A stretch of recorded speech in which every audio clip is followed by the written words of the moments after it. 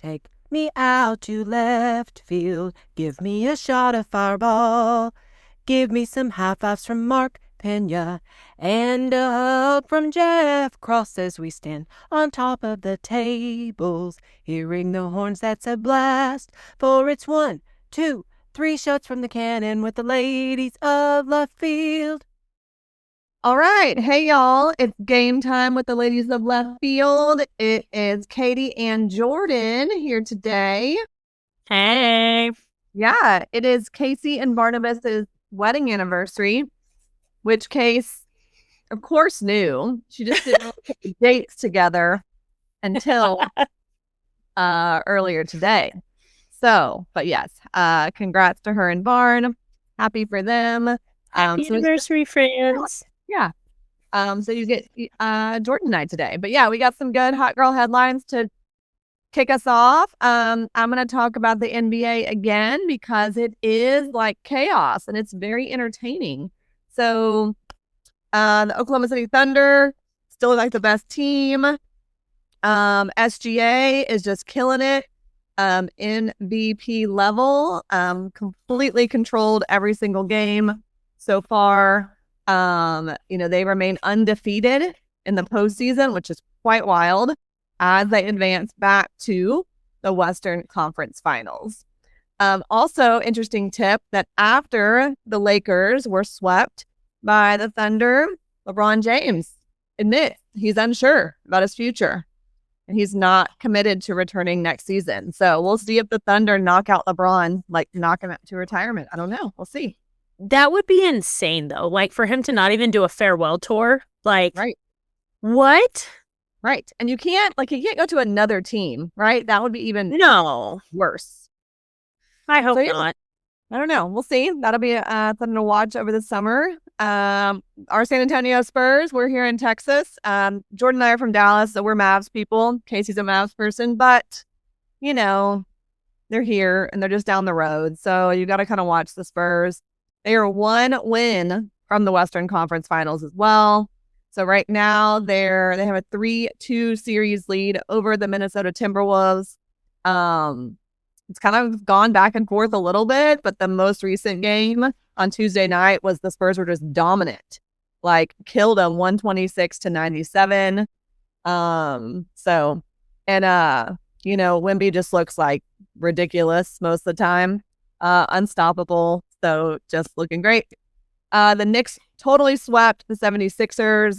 They are like the fun, surprising, oh my God, the Knicks, if you ever watch basketball ever, it's always like people are always cheering for the Knicks and they never win, all the famous folks, but they're actually really good right now.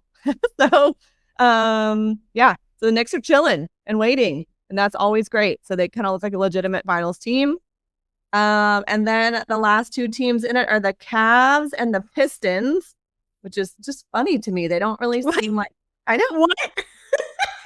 It's like, are we back in the 90s? I don't know. What year is it?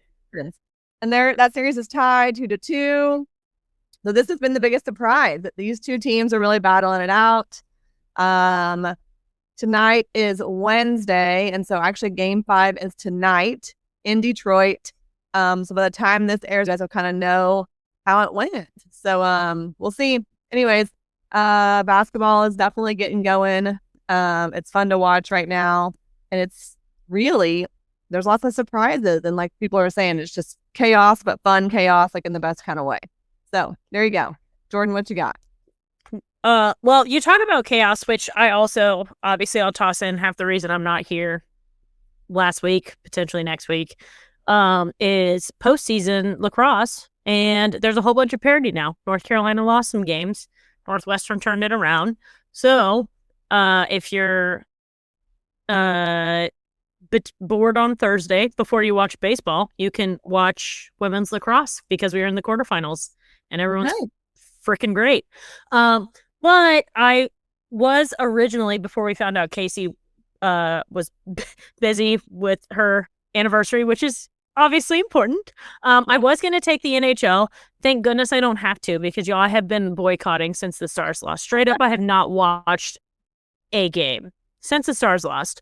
Yeah. When I, just for this, did pull up the bracket like the Colorado is leading their series with the Wild 3-1. That's probably going to be over by the time we drop this.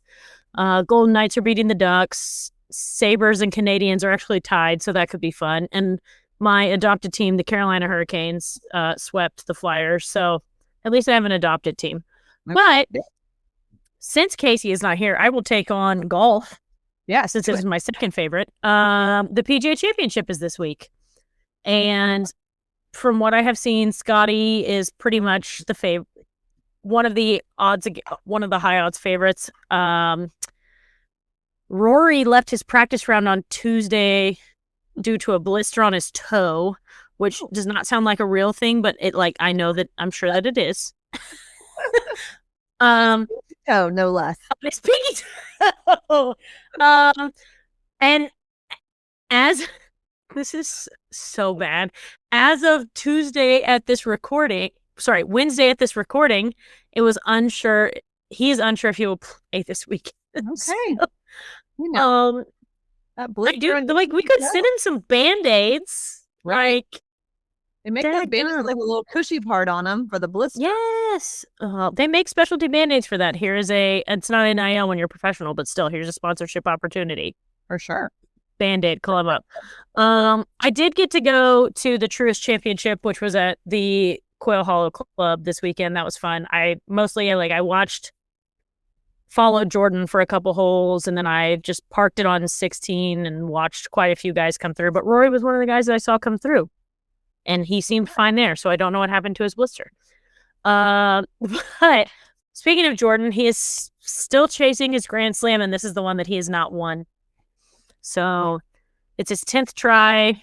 I know that he's not playing great, so I don't feel great about this week, but you never know. Yeah. This could be the one.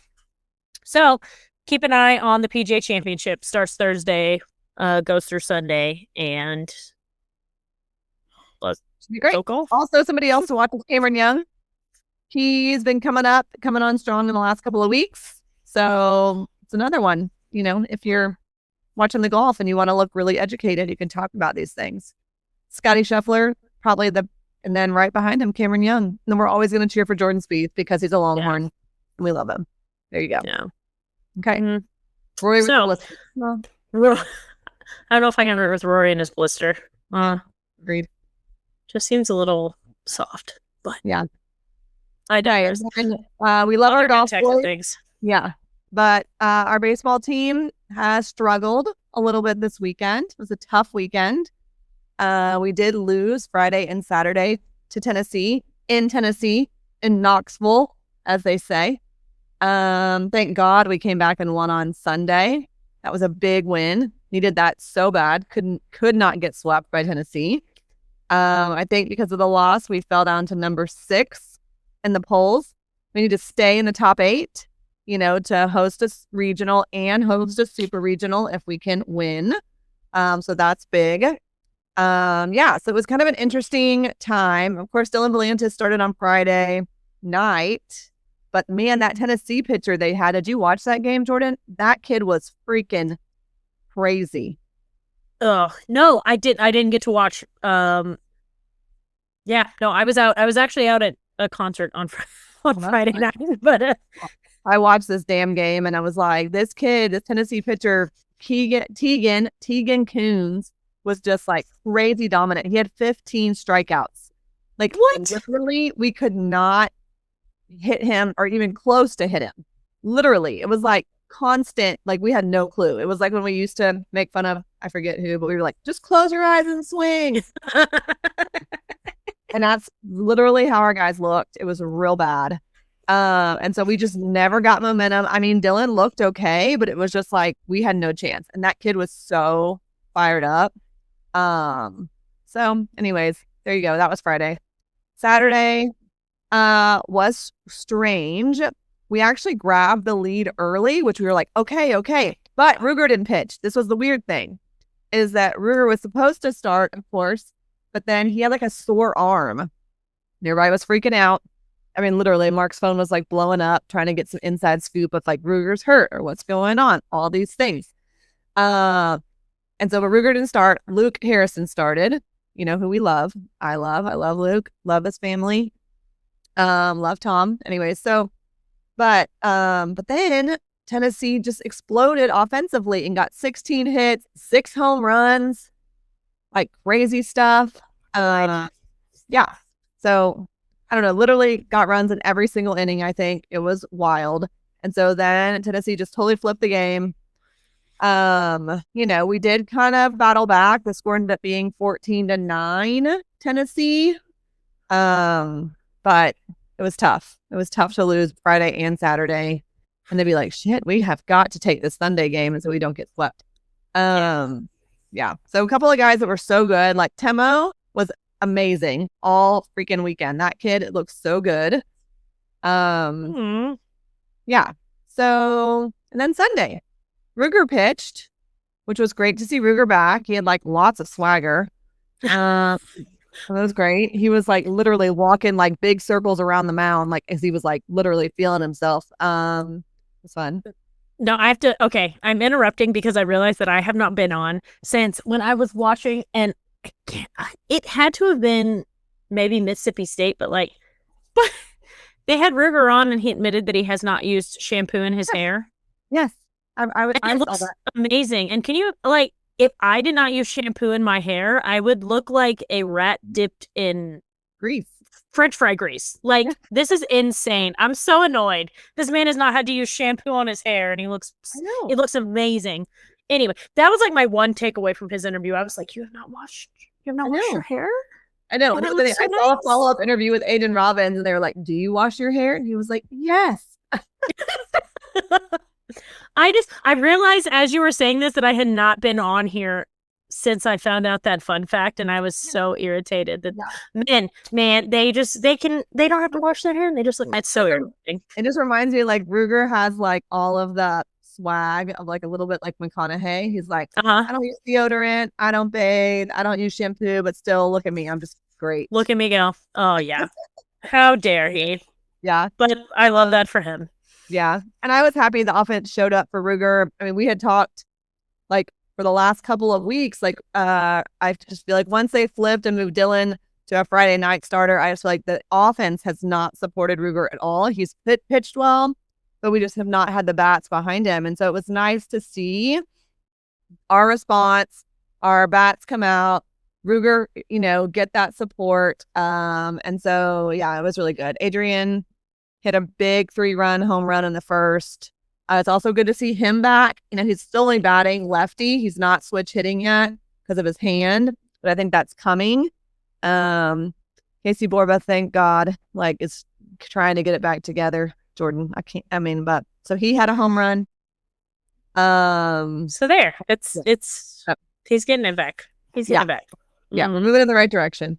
So yeah, we finished with 13 runs and just like really looked good. So again, thank God.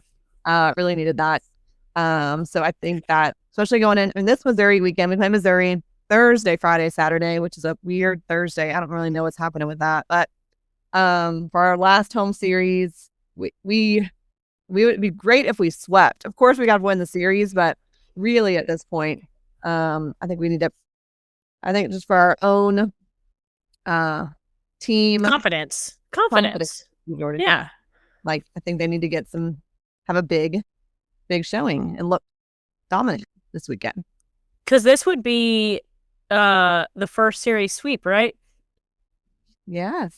Have they swept anyone this year? Not. I think in and like before the NCC, I should say SEC sweep. Yes. Their first. This would be their first SEC sweep, and that's not saying anything. For some reason, I feel like I remember like they have the most series wins, SEC series wins, but still, like the fact that we are in the last SEC series of the season and they've not swept somebody is weird. But that is a good tee up for standings, which like Georgia leads and clinch their regular season title this past weekend, beating LSU. So whatever, good for them. But Texas and Texas A&M are tied at second with 16-10 records, so about 62% winning percentage. Alabama and Auburn are right behind us. And part of the reason Missouri is what it is because the SEC tournament starts on Tuesday.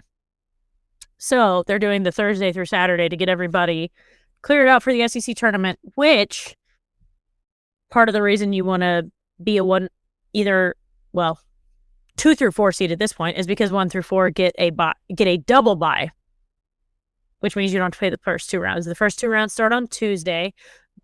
So keep an eye on A&M has Mississippi State, Alabama hosts Ole Miss, Auburn hosts Georgia, which we know that Georgia won the regular season, but Auburn's coming out super strong here at the end. I mean, Auburn killed A&M the other weekend, so they're coming on pretty strong here in the late part of the season.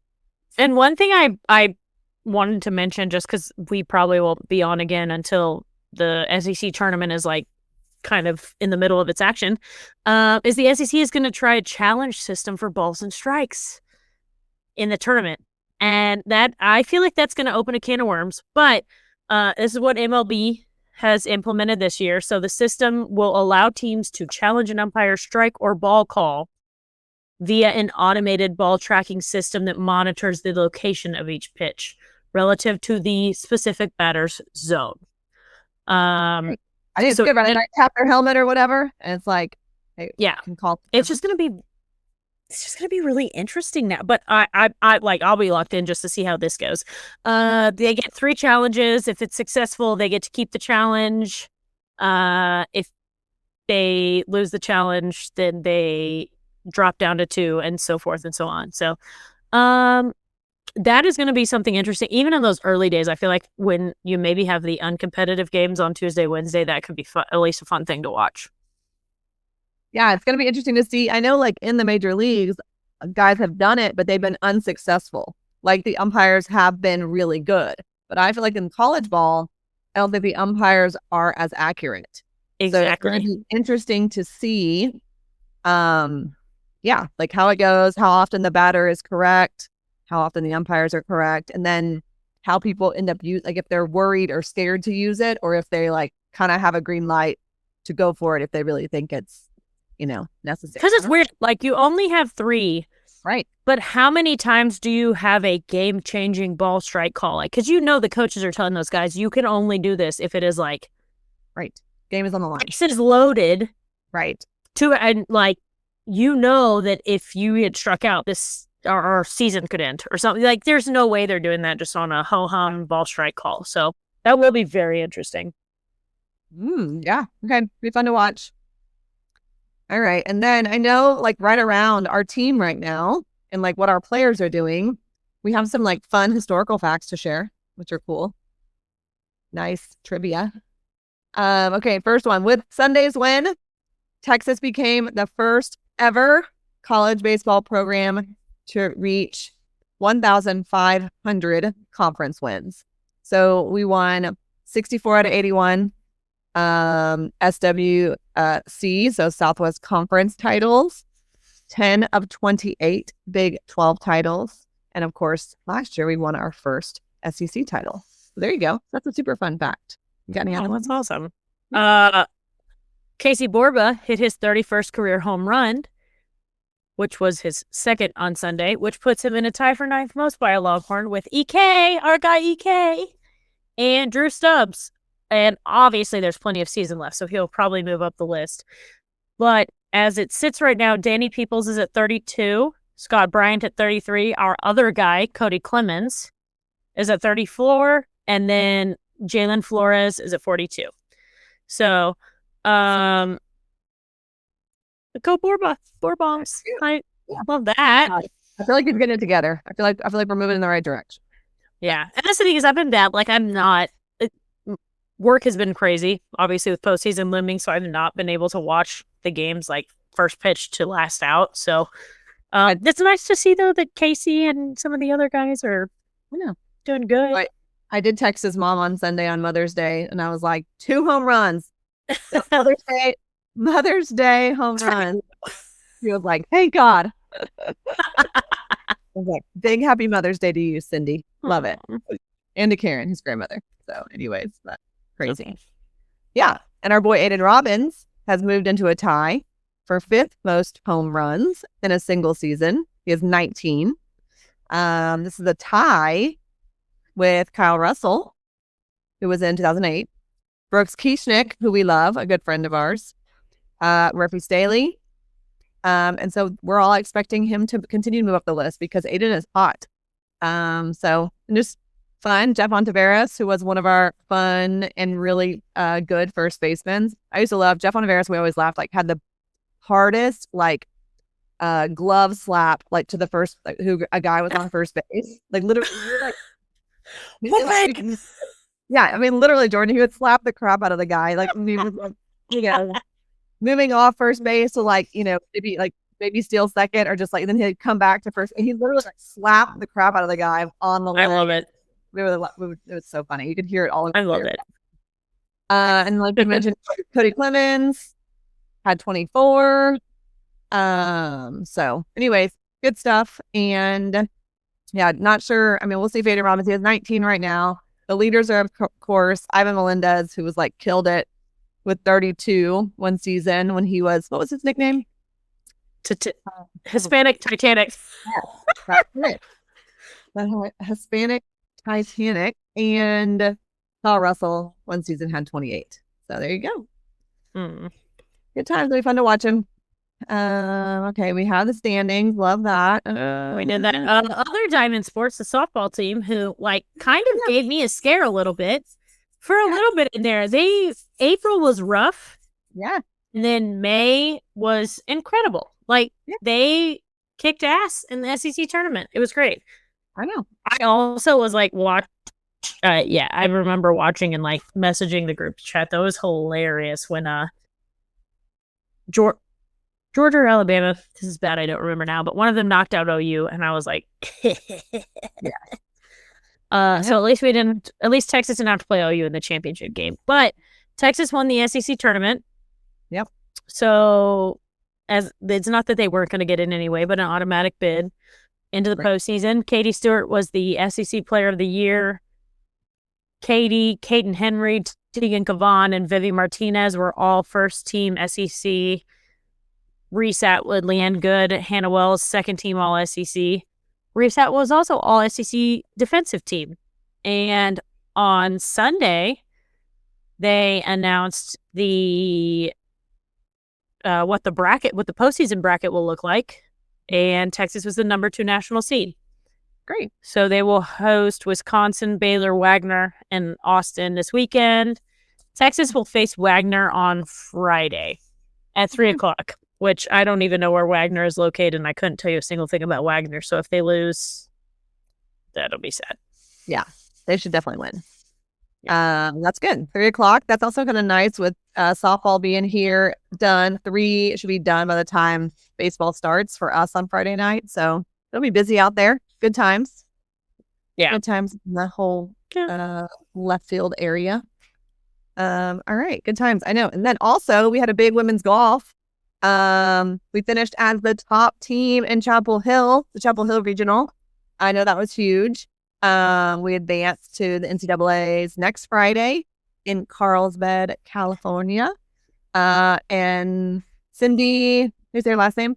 Cindy Sue was our top Longhorn, which was kind of surprising because who has been our dominant girl all year long? Oh, Casey talks about her. Her name is what? Oh Lord, I'll look it up. It's gonna make me crazy. She's been so good all year. Dang it. Oh gosh, that's gonna make me crazy. Anyway, I have to write down the time code so we can check this out. Yeah. So she finished. Cindy finished top 3rd, 1 stroke back from the 2 leaders, and then the other girl who has been been the best player all year is dun dun dun. Oh, Farrah O'Keefe. There we go. Farrah O'Keefe. So for some reason I thought Farrah had graduated, so I'm glad you said that. Oh, wow. No, but anyway, so they keep going. They're, like we said, moving on. They'll play again this weekend in Carlsbad, so we'll watch them and see how it goes. Nice. That'll probably be on Golf Channel. All that will be on Golf Channel at some point. So yeah, keep an eye on it while you're waiting to watch softball, baseball, women's lacrosse, anything. And also men's tennis, the the women's team lost in the Sweet 16 to NC State. Number 9, they lost to number 8, so still very competitive. But the women's team wrapped up their season. They made it to the Sweet 16, so that's awesome. Yeah. But the men's team is advancing. They are moving on to the Elite 8 after they beat number 17 San Diego. So they are moving on to the quarterfinals for the 4th straight year, 6th time in the last 7 seasons. We'll keep it on those. I feel like that's got to be on streaming somewhere. I'm sure. Maybe YouTube. But should be a good one this week. So we'll keep rooting for them as they make yet another championship run. I feel like they lost to like TCU the last couple. When they have lost, it has been to TCU. So I hope they don't have to face TCU again for a while. Yeah, for sure. I'm good with that. Yeah. All right. Well, yeah. Big baseball weekend, big softball weekend. NBA is definitely heating up. So lots of fun things to watch. Yep. Yeah. And your shirt reminded me too. Oh, my Cubs. I was just gonna say your shirt reminded me I'm going to Cubs game on Wednesday night. Oh, fun! Who did they play? The national couldn't tell you. Wouldn't know. The national championship is at Northwestern though, so I'll be in Chicago. So we're going to a Cubs game. Good. Have a blast. They're the best. Are you going to as like a night game or what day? Nice. Wednesday. So fun. Have the best time. I love Wrigley Field. Also, I was going to say we're excited. College Game Day did announce they're going to come to Austin. That's right. Texas versus Ohio State, week 2 matchup. Also, they announced the game time will be 6:30 at night. Thank God. Not like some boring ass morning game with college. Game day. Like, let it be real. So yeah, that'll be super fun too. Very cool. Hell yeah. Oh, and NBA draft combine this week. Dalen Swain. Yep. And we did. I know we didn't watch. No, but the Cowboys will also. We know they're going to open up against the Giants. Sunday Night Football. Here we go. Mm-hmm. So, immediate reaction. How do I feel about the Cowboys this year? You know me, I'm an optimistic, always a blindless, hopeless, optimist Cowboys fan. Nope. And then they just break your heart after they start playing, Jordan. So there we go. And you're not going at this point in the year, because we are still so far away, I will be a pessimist. You catch me in August and I will be a completely different person. But at this moment, we will not win a game next year. or something like that. Yeah. I need to, I mean, yeah, we'll get way into it as we get closer, I'm sure, and see what the hell is going on with the Cowboys at that point. But anyway. All right. Well, everyone hold it down this weekend. Yes, thank you. I know. I'm definitely going to go out Friday, Saturday. I'm going to plan to go out Thursday. I was telling Mark, it's like, school night, so it's hard, but I definitely want to go. It's the last couple of games of the regular season, so I'll definitely go out unless like something, crazy happens school-wise, but hopefully that is all chill and I can go and enjoy some baseball on Thursday night too. So the last weekend until we host regional, so that'll be fun. Awesome. Well, have fun in Chicago, have fun at lacrosse, and have a great time in Wrigley. So fun. Thank you. Okay. Well, you enjoy Wrigley left field. I'll enjoy Fish left field, and we'll see you on left field.